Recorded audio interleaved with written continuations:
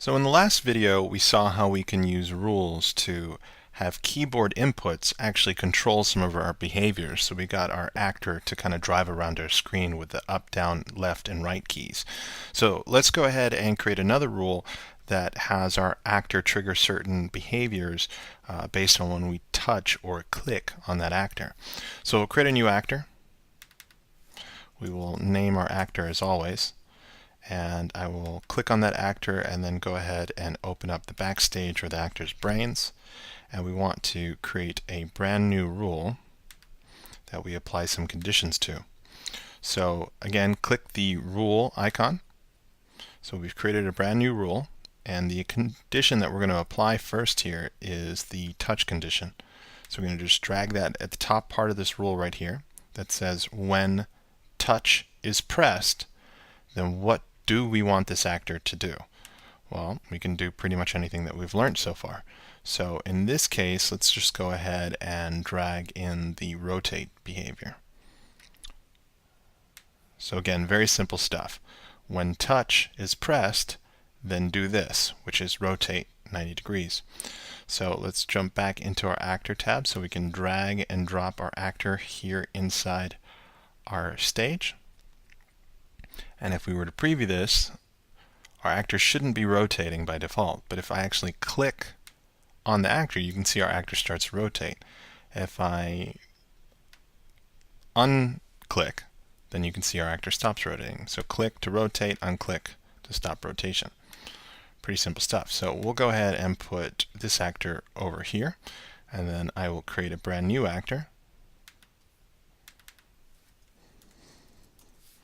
Name that actor, and then inside this actor's brains, again, I'll set up a new rule. So click the rule icon, and then we'll go back to our behaviors here, and then we're going to again use that same condition, which is the touch condition. So just drag that into the first part of this rule.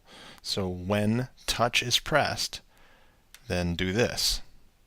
And in this case, we are going to change size. Make sure you drag and drop those behaviors into the right area. Sometimes, like I did right here, you might drag and drop it in the wrong area. That's okay. You can just click on it and then grab it again,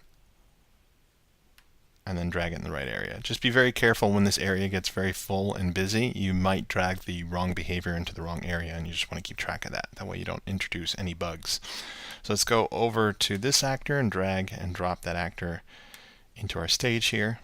And then let's experiment and see what these two actors do. So this one will rotate, and then when I click on this one will actually grow in size.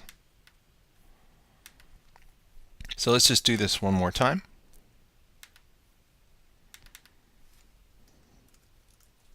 Create a new actor, go into our behaviors list, and we'll create a new rule inside this actor's brain that says when you are touched, then do this. And let's just go ahead and scroll down to a move to. And then we'll just have that set to 0, 0. We'll drag this actor into our stage, and then we'll preview this. So our first actor, second actor, and third actor are doing nothing until we actually trigger them by touching them. A touch is also a click, but if we were to publish this later down the road when you learn how to do that, this would actually be a screen touch. So our first actor, if we touch, rotates. If we untouch that actor, it stops. Second actor here will grow, and then our third actor, when we click on it, will actually continue to move in that direction. But you notice that when our actor kind of left our click area, so let's just preview that one more time. Like for instance, if I were to click just on this corner, if our actor leaves that click area and I let go, it kind of stops, and then I have to click on the actor again and click on the actor again. So I just want to show you one quick change in that last actor that we set up. And you can see here it says move to. Notice this checkbox that says run to completion.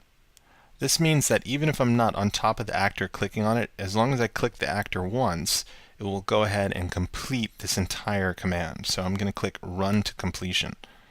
and then we'll preview this. So if I just click in this corner and let go, even though I've unclicked, it'll just continue all the way to its final destination there. So you should experiment with creating an actor that you press and it moves to a location, and see what happens when you have run to completion unchecked, and then also see what happens when you have run to completion checked. They're very, very different. So I recommend setting up a few different actors and taking some of the behaviors that you have already learned and plugging them into that actor, but make sure they're triggered by a touch event.